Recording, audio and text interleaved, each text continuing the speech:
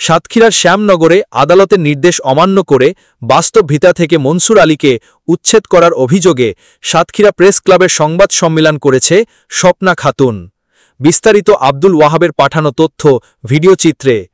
বৃহস্পতিবার বেলা ১২টায় সাতক্ষীরা প্রেস ক্লাবে এসে এক সংবাদ সম্মেলন করেন স্বপ্না খাতুন। তিনি বলেন, আমার আপন খালু শ্যামনগর উপজেলার ধানখালী গ্রামের বাসিন্দা মনসুর আলী মিস্ত্রিকে তার বসত ভিটা থেকে উচ্ছেদের পায়তারা করছে।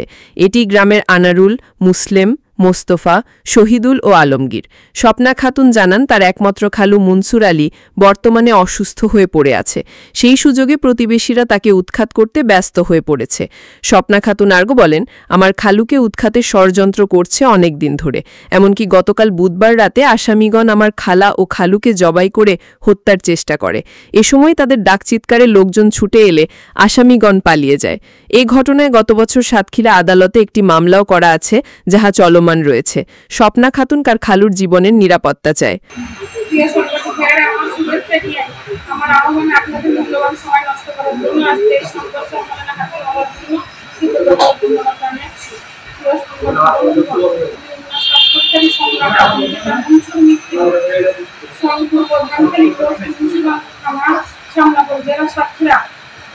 আপনাদের জানাচ্ছি যে আমার পিতা দীর্ঘ 40 বছর যাবৎ রাজধানী গ্রামের কৃষকের জমির উপরে শান্তিপূর্ণভাবে বসবাস করে আসে।